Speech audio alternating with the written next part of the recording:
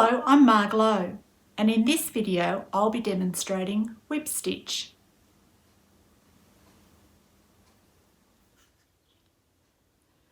Whip stitch is this stitch that I've used here around the edge of the felt pieces to stitch them down. It looks a little like blanket stitch, but it's not, and it's lovely and quick to do. What I have here is a piece of hanky linen, and I've just backed it with some fusible weave line just so it's got a little bit more body to it for when I'm appliquing the circles onto it. And I've got 3 circles and I'll layer them. Now I like to just work with 1 circle at a time. You can hold the circle in position, or you might like to use just a little bit of glue underneath to hold it in place.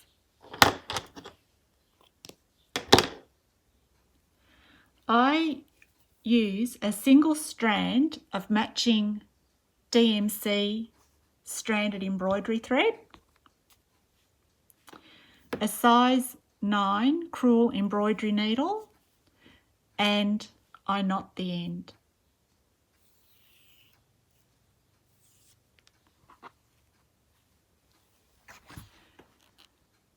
I come from the back through the felt piece, and then I make my first stitch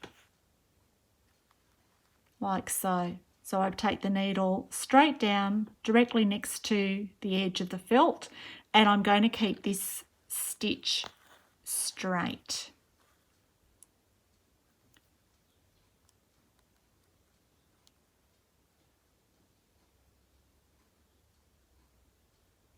Then I come up in the next, where I would like the next stitch to start. Now I'm going to try and keep the stitches the same length, evenly spaced and straight. So with this I can angle the needle under the hanky linen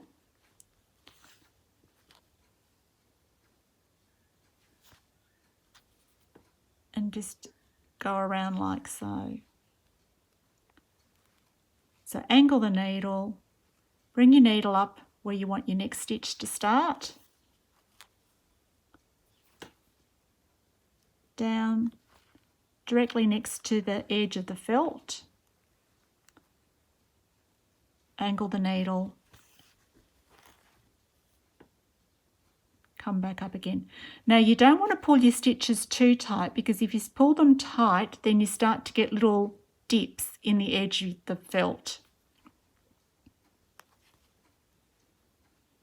And you just continue on until you've got back around to the start again. I've finished whip stitching the first circle in place, so now we'll whip stitch the next one. Okay, so I've got matching thread and I've knotted the end, and I'll come from the back up through the felt. Now this time around I'm just holding it, but you can still glue the piece in place. And we'll angle the needle underneath.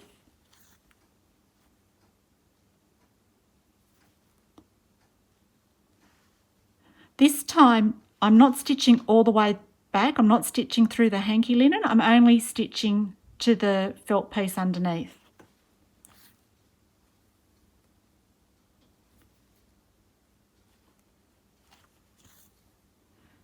If you try to stitch it all the way through to the back piece, it's too difficult and not necessary.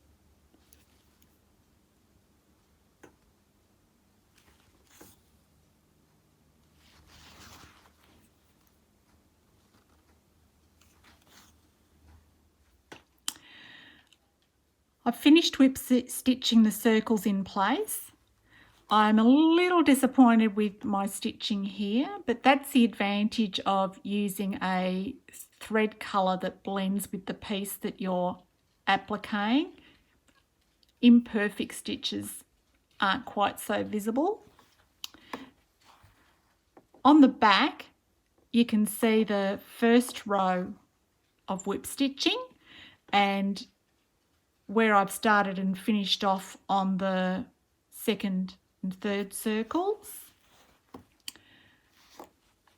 Just going to have a little think about how I might like to embellish the circles, what stitches I might like to use, like colonial knots, straight stitch, running stitch, maybe even some daisy stitch.